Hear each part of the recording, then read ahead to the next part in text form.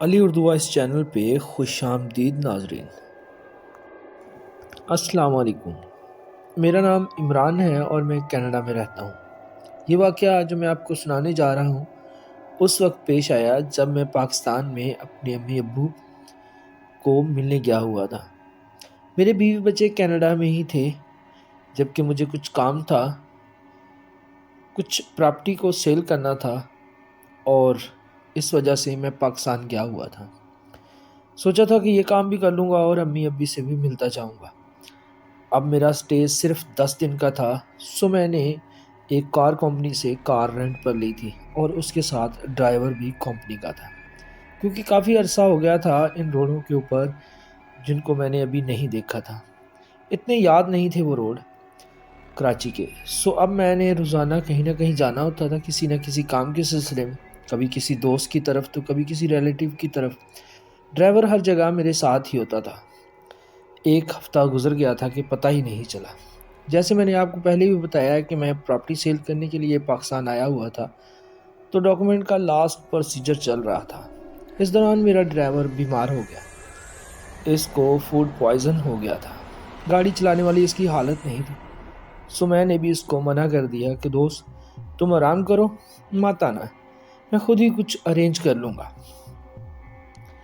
اب میں چلا، یہاں پہ مجھے کام تھا پراپرٹی سے ریلیٹڈ۔ میرا ایک دوست بھی میرے ساتھ تھا اس وقت، اس نے مجھے پک اینڈ ڈراپ دیا وہاں سے۔ ہمیں فری ہوتے ہوتے شام ہو گئی، سردیوں کے دن تھے تو مغرب بھی جلدی ہو گئی۔ میں نے دوست کو کہا کہ یار مجھے گھر ڈراپ کر دے، مگر وہ نہیں مانا اور زبردستی مجھے اپنے گھر لے گیا۔ بچپن کا دوست تھا، انکار نہیں کر سکتا تھا۔ اس کے ساتھ کافی عرصے کے بعد ملاقات ہو رہی تھی، تو اس نے مجھے وہیں روک لیا اپنے گھر میں۔ اس کے امی ابو، اس کی وائف، بچے سب اصرار کر رہے تھے کہ عمران آج یہیں پہ رک جاؤ کچھ دیر کے لیے۔ بس باتیں شروع ہوگی، کھانا شانا کھایا تو کافی رات بیت چکی تھی، یہی کوئی 11 بجے کا ٹائم ہو گیا تھا، اندھیرا بھی خوب تھا۔ تو اس کا گھر میرے گھر سے تقریباً 1 گھنٹے کی ڈرائیو پر تھا۔ اس نے کہا کہ یار یہیں پہ سٹے کر لو، صبح نکل جانا، مگر میرا جانا بہت ضروری تھا کیونکہ پیچھے 2 دن رہتے تھے میرے پاکستان سے واپس انگلینڈ جانے کے، بہت کام تھا۔ میں نے اسے کو کہا کہ یار نہیں، میں نہیں رک سکتا، تم ایسا کرو کہ میرے لیے ڈرائیو منگوا دو۔ اس نے کہا نہیں، میں تمہارے لیے اوبرائے ڈرائیو نہیں منگواتا، میں تمہیں خود تمہارے گھر تک ڈراپ کر کے آ جاتا ہوں۔ میں نے کہا یار رات بہت ہو چکی ہے، تم کہاں مجھے چھوڑ کے آؤ گے؟ 1 گھنٹہ جانے میں، 1 گھنٹہ پھر واپس آنے میں، تو تم بہت زیادہ تھک جاؤ گے۔ میں نے اس کو زبردستی منع کر دیا اور اس نے مجھے اوبرو رائڈ کروا دی۔ اب میں اس کے گھر سے نکلا اور تھوڑی دور جا کر جس جگہ پہ میں نے بتایا تھا کہ اوبر رائڈ آ جائے گی، اس جگہ پہ جا کے کھڑا ہو گیا اور تھوڑی دیر میں گاڑی آ گئی اوبرائے کی۔ اس میں ایک ڈرائیور تھا، میں اس کے ساتھ بیٹھ گیا۔ وہ ڈرائیور بڑا عجیب سا لگا مجھے دیکھنے میں، عجیب حلیہ تھا، ریڈ کلر کے کپڑے، سر پر کالی ٹوپی اور آنکھوں میں سرما لگائے ہوئے، ہاتھوں میں ایک کڑا پہنا ہوا، بہت فریبی ٹائپ انسان لگ رہا تھا۔ میں نے سلام کیا، اس نے جواب دیا۔ میں نے اس کے بارے میں تھوڑی معلومات لینے کے لیے اس سے بات چیت سٹارٹ کرنا چاہی، مگر اس کے جواب میں صرف ہاں، نہ یا پتہ نہیں جیسے الفاظ تھے۔ اس کے علاوہ اس نے کوئی خاص بات نہ کی اور نہ ہی کوئی خاص جواب دیا، بس ڈھنگ سے وہ میرے سوالات کے جواب نہیں دے رہا تھا۔ اب ہمارے گھر کے راستے میں ایک مزار آتا تھا، اس کے ساتھ ایک قبرستان بھی تھا۔ سردیوں کے دن تھے، انتہائی سرد رات پر ٹریفک نہ ہونے کے برابر تھی اور مجھے عجیب سی گھٹن محسوس ہو رہی تھی گاڑی میں۔ میں نے گاڑی کا شیشہ کھولنا چاہا تو ڈرائیور بولا خراب ہے، تو میں چپ ہو گیا۔ گاڑی چل رہی تھی، اب جیسے ہی مزار کے آگے سے گاڑی گزری، اس ڈرائیور کی حرکتیں عجیب و غریب ہونے لگیں۔ کبھی وہ زور زور سے ہنسنے لگا، کبھی ایسے رونے لگا جیسے کسی عزیز کے جنازے پر کوئی روتا ہے۔ گاڑی کی سپیڈ بہت سلو تھی، مزار اور قبرستان کے آگے سے گزرتے ہوئے، اور گاڑی میں ایک عجیب سی سمیل جمع ہونے لگی۔ یہ ایسی سمیل تھی جیسے کسی مردہ خانوں سے نہیں آتی، ایسی سمیل۔ یہ دیکھ کر میری حالت خراب ہو رہی تھی، ڈر سے میرا برا حال ہونے لگا۔ موبائل پکڑ کر کال کرنے کے لیے موبائل نکالا تو بیٹری ڈیڈ۔ میں نے زور زور سے اس سے بولنا شروع کر دیا کہ یہ تم کیا کر رہے ہو ڈرائیور؟ تمہاری طبیعت تو ٹھیک ہے؟ اور یہ کیسی حرکتیں کر رہے ہو تم؟ اور یہ گاڑی میں اتنی گندی سمیل کیوں آ رہی ہے؟ مجھے یہیں اتار دو، میں نے آگے نہیں جانا تمہارے ساتھ۔ یہ کہہ کر میں گاڑی کا دروازہ کھولنے لگا تو سارے دروازے جام تھے، کوئی دروازہ نہ کھلا۔ میری حالت اور زیادہ خراب ہو گئی۔ اب میں اتنے میں میری نظر گاڑی کے باہر پڑی تو کیا دیکھتا ہوں کہ گاڑی 0 سپیڈ پر قبرستان سے آگے گزر رہی ہے۔ باہر قبرستان کے دروازے کے اندر مجھے وہی ڈرائیور کھڑا نظر آیا جو اس وقت میری گاڑی میں بھی موجود تھا اور میری فرنٹ سیٹ پہ بیٹھا ہوا تھا، یعنی کہ وہ دو دو جگہ نظر آنے لگا تھا مجھے۔ اور آپ یقین کریں کہ اس کی آنکھوں کی پتلیاں سفید ہو گئی تھی۔ اب جو میری حالت تھی میں آپ کو بیان نہیں کر سکتا۔ یہاں مجھے یقین ہو گیا کہ میری موت پکی ہے، یہ کوئی انسانی مخلوق نہیں۔ میں نے اس کو اپنی زندگی کا آخری لمحہ سمجھتے ہوئے اونچی آواز میں کلمہ شریف پڑھنا شروع کر دیا، آیت الکرسی کا ورد کرنا شروع کر دیا اور اپنی آواز کو اتنا اونچا کر لیا جتنا میں کر سکتا تھا۔ سب قرآنی آیات جتنی مجھے یاد تھی وہ میں نے زور زور سے پڑھنا شروع کر دی۔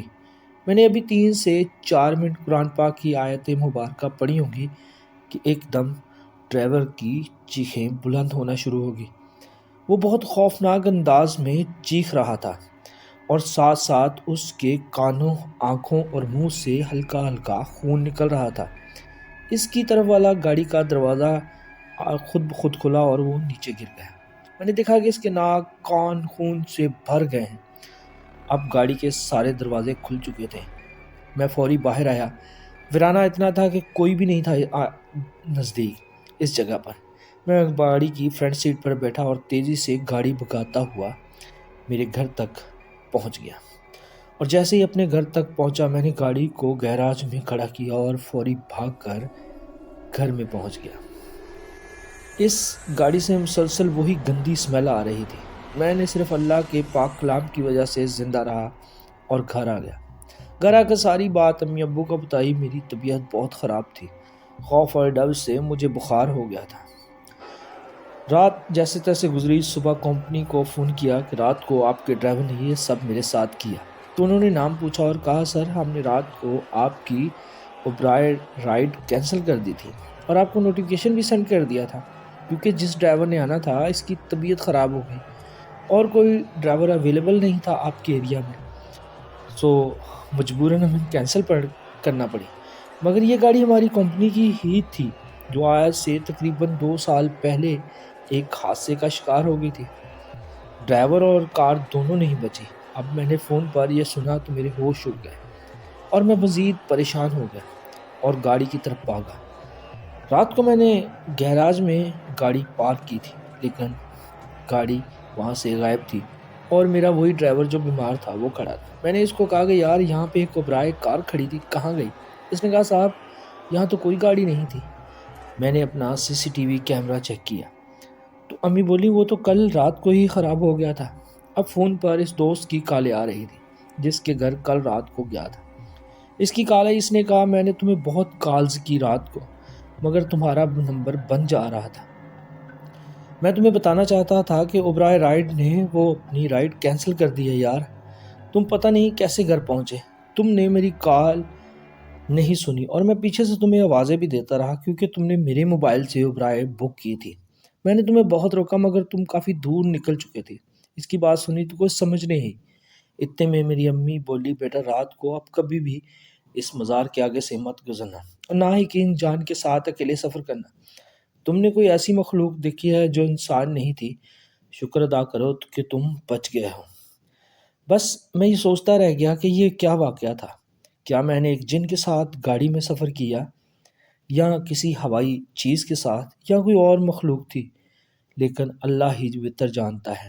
شکر ہے اگلے دن میری کینیڈا کی فلائٹ تھی۔ اگر میں اور کچھ دیر اسی شہر میں رکتا تو میں یقیناً پاگل ہو جاتا۔ میں بہت زیادہ بیمار ہو گیا تھا۔ بس پھر فلائٹ سے انگلینڈ پہنچا اور اپنے بچوں اور سب کو یہ واقعہ سنایا کہ میرے ساتھ یہ واقعہ پیش آیا۔ ناظرین یہ واقعہ جو میں نے آپ کو سنایا ہے یہ 100% سچا تھا اور میرے ساتھ پیش آیا۔ اس طرح کی مزید ہارر سٹوری سننے کے لیے چینل کو سبسکرائب کریں، بیل آئیکن کو پریس کریں تاکہ ہر نئی آنے والی کہانی کا نوٹیفیکیشن پر وقت آپ کو ملتا رہے۔ ملتے ہیں انشاءاللہ اگلی کہانی میں۔ اللہ حافظ۔